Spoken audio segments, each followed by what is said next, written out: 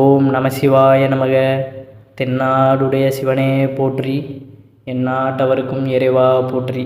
இப்போ மார்கழி மாதம் முடிந்து தை மாதம் பிறந்து விட்டது. மார்கழி மாதத்தில் பெண்கள் பார்த்திங்கன்னா வாசலில் நல்ல அழகான வண்ண கலர் கோலங்களை இட்டு வீட்டையே அந்த லக்ஷ்மி கடாசத்தில் ஜொலிக்க வைத்திருப்பார்கள். அதே போல் இந்த தை மாதங்களையும் பார்த்திங்கன்னா இந்த கோலங்களை போடும் பொழுது வீட்டில் எப்பொழுதுமே அந்த செல்வ கடாட்சம் செழிப்பாக இருக்கும் அப்படிங்கிறதான் நிதர்சனமான உண்மை. நம்முடைய தமிழ் மாதங்கள் ஒவ்வொன்றும் ஒவ்வொரு சிறப்பு வாய்ந்ததாக இருந்த போதிலும் தை மாதத்திற்கென்று ஒரு தனி சிறப்பு வாய்ந்ததாகவே கருதப்படுகிறது. ஆகையால் தான் தை பிறந்தால் வழி பிறக்கும் என்ற சொல்லால் நம்முடைய வழக்கத்தில் உள்ளது. ஏன்னா அந்த தை பிறந்தால் வழி பிறக்கும் அப்படிங்கிற அந்த சொல்லுக்கான அர்த்தம் பார்த்திங்கன்னா அணு ரீதியாக உணர்ந்ததுனால தான் அப்படி ஒரு வார்த்தையே பிரபோதிக்கப்படுகிறது. ஏன்னா சும்மா யாரும் சொல்ல மாட்டாங்க, தை பிறந்தால் வழி பிறக்கும்னு சொல்கிறாங்களே, அது எல்லா வகையிலையுமே பார்த்தீங்கன்னா முற்காலத்திலேயோ இல்லை எல்லாருக்குமே நடந்து கொண்டிருக்கின்ற ஒரு நிகழ்வாகத்தான் இருக்கும். கஷ்டத்தில் இருப்பாங்க, இந்த தை மாதம் வரும்பொழுதே அவர்களுக்கு நல்ல நல்ல செய்திகள் நல்ல விஷயங்கள் நடக்கக்கூடிய ஒரு மாதமாகவே இது திகழ்கிறது. அப்படியான சிறப்புமிக்க தை மாதத்தில் நம்ம செய்யும் சில காரியங்கள் நம்முடைய வீட்டில் பார்த்திங்கன்னா சுப நிகழ்வுகள் செல்வ செழிப்புகள் போன்றவற்றை அதிகரித்து தரும் என்று சொல்லப்படுகிறது. அந்த வகையில் நமக்கு பொன்னையும் பொருளையும் அள்ளித்தரக்கூடிய ஒரு சூட்சம கோலம் போடுற ஒரு விஷயத்தை தான் நம்ம இன்றைக்கு தெரிந்து கொள்ள போகிறோம். பெண்கள் இந்த பதிவை முழுவதுமாக பாருங்கள். நம்மளுடைய சேனலுக்கும் முதன்முறையாக வருகின்ற நண்பர்கள் சேனலை சப்ஸ்கிரைப் செய்து கொண்டு பாருங்கள். தை மாதம் சிறப்பு வாய்ந்ததாக கருதப்படுவதற்கு முக்கிய காரணமே தைப்பொங்கல் தான். நம்முடைய வாழ்க்கையில் முக்கிய பங்கு வகிக்கக்கூடிய உழவர்களுக்கும் உழவுக்கும் நன்றி செலுத்தக்கூடிய ஒரு பொன்னாள் இந்த தைத்திருநாள். இந்த நாளில் நம்முடைய உழவர்களுக்கு மட்டுமின்றி சூரிய பகவான், உழவுக்கு துணை நிற்கும் கால்நடைகள், பூமி தாய் அனைத்திற்குமே நம்ம நன்றி செலுத்துவோம். ஆகையாகவே இந்த மாதமானது பெரும் விசேஷம் தரமானதாக கருதப்படுகிறது. இந்த மாத தொடக்கத்தின் தொடக்க நாளான தைத்திருநாள் அன்று ஒவ்வொரு வீட்டு வாசலிலும் மிகப்பெரிய அளவிலான கோலங்கள் போட்டும் வண்ணங்கள் தீட்டியும் பொங்கலை வரவேற்பது நம்முடைய வழக்கம். இந்த முறை கிராமத்தில் இன்னும் விசேஷமாக கடைபிடிக்கப்படும். அது மட்டுமின்றி கோலம் போடுவது என்பது நம்முடைய வழிபாட்டு முறைகளில் முக்கிய அங்கமாக கருதப்படுகிறது. ஏனெனில் தெய்வங்கள் நம் வீட்டிற்கு வருவதற்கான ஒரு வரவேற்பாகவே இந்த கோலங்கள் கருதப்படுகிறது. அந்த தெய்வங்கள் நம் வீட்டு வாசலில் வந்ததும் இந்த கோலங்களை பார்த்து நம் வீட்டிற்குள் வந்து உள்ளே தங்கவும் ஏதேனும் எந்திர வடிவம் தேவைப்படுகிறது. அந்த எந்திர வடிவம் தான் இந்த கோலம் என்று சொல்லப்படுகிறது. அதாவது தெய்வங்களை ஈர்க்கும் ஒரு விஷயமாகவே வாசலில் நம்ம போடப்படும் இந்த கோலம் கருதப்படுகிறது. ஆகையால் தான் நம்முடைய வீட்டு வாசலில் தினந்தோறும் கோலம் போடும் வழக்கம் பார்த்திங்கன்னா நம்முடைய வழக்கத்தில் உள்ளது. அமாவாசை காலங்களில் தவிர்த்து இந்த கோலம் போடும் முறையை தவிர்ப்பது அதற்காகத்தான்.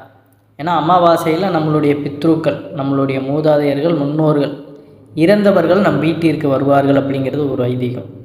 ஏன்னா அந்த நேரத்தில் நம்ம கோலம் போடுவதனால தெய்வ சக்தி நம்ம வீட்டிற்குள் இருக்கக்கூடாது அப்படிங்கிறதுக்காக தான் அவர்களை வரவேற்பதற்காக அன்றைய தினம் நம்ம கோலம் போடக்கூடாது அப்படின்னு சொல்வது. ஏனெனில் அன்றைய நாளாவது நம் முன்னோர்கள் நம் வீட்டிற்கு வரக்கூடிய நாள் என்றும் கோலம் போட்டால் தெய்வங்கள் வரும், அதனால் அவர்கள் வர முடியாது அப்படிங்கிறதுக்காக தான் அமாவாசை தினத்தில் கோலம் போடக்கூடாது என்று நம் முன்னோர்கள் சொல்லி வைத்திருக்கிறார்கள். இப்படி ஒவ்வொரு வீட்லேயுமே அந்தந்த வீட்டு பெண்கள் எப்பொழுதுமே தினமும் காலையில் எழுந்து வாசல் தெளித்து கோலம் போடுவது தான் அந்த வீட்டிற்கு முதல் சுபிட்சத்தை கொடுக்கும். இப்படி நம்முடைய வாழ்வில் நெருங்கிய தொடர்புடைய கோலத்தை இந்த தை மாதத்தின் முதல் நாள் மட்டுமல்லாது மாதம் முழுவதுமே போடுவது தான் மிகவும் சிறப்பு. அது எப்படி போடுவது என்பதையும் அதனால் ஏற்படக்கூடிய நன்மையும் தான் இந்த பதிவில் நம்ம தெரிந்து கொள்ள போகிறோம். தை மாதம் முழுவதுமே வாசலில் கோலம் போடுவதற்கு முன்பாக மஞ்சத்தூள் கலந்த அந்த தண்ணீரை நம்ம தெளிக்க வேண்டும். இதை வருடம் முழுவதும் கூட செய்யலாம். ஆனால் இந்த தை மாதத்தில் நிச்சயமாக பார்த்திங்கன்னா செய்ய வேண்டும் என்று ஆன்மீக ரீதியாக சொல்லப்படுகிறது. அதாவது நம்ம மற்ற மாதத்தில் கடைபிடிக்கலனாலும் இந்த மாதத்தில் கட்டாயம் இந்த முறையை பின்பற்ற வேண்டும் அப்படிங்கிறத அனைவருமே தெரிந்து கொள்ள வேண்டும். அப்படி மஞ்சள் கலந்த தண்ணீரை பார்த்திங்கன்னா தெளித்த பிறகு தான் நம்ம கட்டாயம் கோலம் போட வேண்டும். முடிந்த அளவிற்கு அரிசி மாவினால் கோலம் போடுவது சிறப்பு. மேலும் அப்படி போடப்படும் கோலமானத்தில் கட்டாயம் இருக்கும்படி போடுவதும் சிறப்பு. கோலங்கள் எந்த வகையானதாக இருந்தாலும் கூட அதில் ஏதாவது ஒரு கட்ட வடிவம் இருப்பது ரொம்ப ஒரு நல்லது. கோலம் நீங்கள் எந்த மாதிரியான டிசைனில் வேணால் போட்டுக்கலாம். ஆனால் அந்த கோலத்தில் ஏதோ ஒரு வடிவத்தில் ஒரு கட்டம் சதுரம் இருக்கும் பார்த்தீங்களா, அந்த மாதிரி ஒரு கட்டம் சைஸில் ஒரு இடத்துல இருக்கிற மாதிரி அந்த டிசைனை போட்டுக்கோங்க.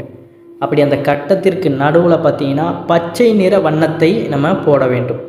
இது ஒரு நாள் மட்டுமில்லை, அந்த தை மாதம் முழுவதுமே பார்த்தீங்கன்னா இப்படி வண்ணம் தீட்டும் கட்டம் சேர்த்து கோலம் போட வேண்டும். இந்த முறையில் கோலம் போடும் பொழுது மகாலட்சுமி தாயார் விருப்பத்தோடு நம் வீடு தேடி வருவார் என்று சொல்லப்பட்டுள்ளது. அது மட்டும் இல்லாமல் குபேர கடாட்சமும் நம்ம வீட்டிற்கு கிடைக்கும் அப்படிங்கிறதான்.